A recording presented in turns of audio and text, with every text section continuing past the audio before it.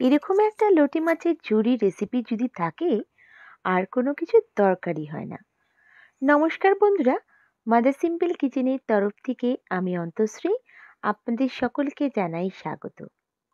নতুন দিনের নতুন রেসিপি নিয়ে আবার হাজির হয়ে গেছি। আজকে আমাদের রেসিপি লটি মাছের ঝুরি। একদম মাখো মাখো এই লটি মাছের ঝুরি একবার খেলে বারবার খাবেন, আর যারা এটা পছন্দ করে না তারাও আঙ্গুল চেটে খাবে। চলুন দেখে নেওয়া যাক কি করে করছি আমি লোটে মাছের ঝুরি বা লোটে মাছের ঝুরো। এর জন্য আমাদের দরকার এখানে লোটে মাছ।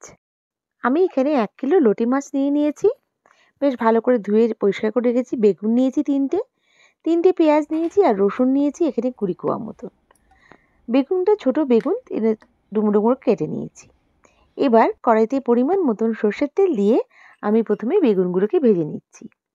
বেগুনগুলো ভাজার সময় আমি কিন্তু কোনো লবণ বা হলুদের গুঁড়ো ব্যবহার করছি না, তাহলে তেলটা কালো হয়ে যাবে আর রেসিপিটা কিন্তু একদম ভালো হবে না। আমি জাস্ট বেগুনগুলোকে শুধু ভেজে নিচ্ছি।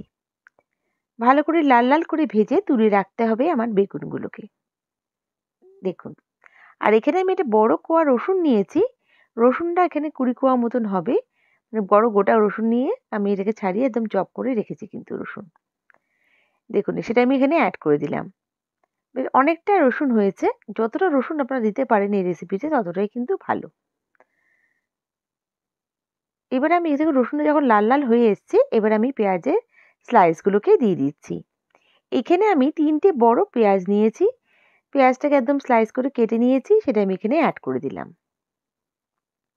বেশ ভালো করে আমাকে ভাজা ভাজা করে নিতে হবে এখন এই রসুনের সঙ্গে পেঁয়াজগুলোকে।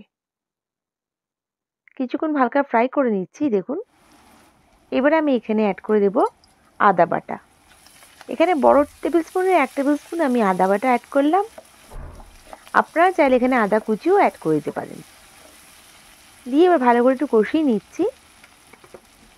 এরপর এখানে আমি অ্যাড করে দেব হলুদের গুঁড়ো। এখানে আমি 1 চামচ মতন হলুদের গুঁড়ো অ্যাড করেছি, আর এখানে 2 চামচ মতন লঙ্কার গুঁড়ো অ্যাড করছি। ঝালটা আপনারা যেরকম পছন্দ করেন সেই অনুযায়ী অ্যাড করবেন, তবে লোটে মাছের এই রেসিপিটাতে একটু ঝাল ঝাল হলে খুব ভালো লাগে। দেখুন, এবার আমি একটু হালকা ফ্রাই করে নিচ্ছি। এবার এখানে অ্যাড করে দেব স্বাদ অনুযায়ী লবণ। দেখুন, লবণটা দিয়েও ভালো করে একটু আমাকে কষতে হবে। বেশ তেলটা ছেড়ে ছেড়ে আসছে।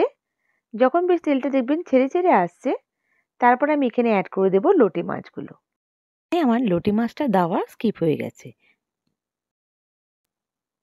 এই লোটে মাছ কিন্তু আমি আলাদা কোনো ফ্রাই করছি না, ডিরেক্ট আমার এইখানেই আমি একসাথে দিয়ে এটাকে ফ্রাই করব। এবার আমি এখানে বেগুনগুলো অ্যাড করে দিচ্ছি। বেগুনগুলো দিয়েও ভালো করে আমি একটু মিক্স করে নেব।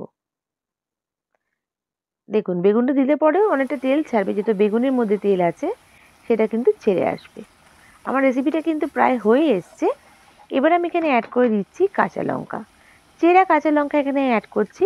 এখানে আমি 8-10টা মতন চেরা কাঁচা লঙ্কা অ্যাড করেছি। আপনাদের ঝালের অনুযায়ী এখানে অ্যাড করবেন। তবে চেরা কাঁচা লঙ্কা ফ্লেভারটা রান্নায় কিন্তু দারুণ স্বাদ এনে দেয়, তাই অবশ্যই এখানে লঙ্কা দেবেন। দেখুন, আমার রেসিপিটা রেডি টু সার্ভ। গরম ভাতের সঙ্গে জাস্ট জমে যাবে। এই রেসিপিটা থাকলে আর অন্য কিছুর দরকারই নেই।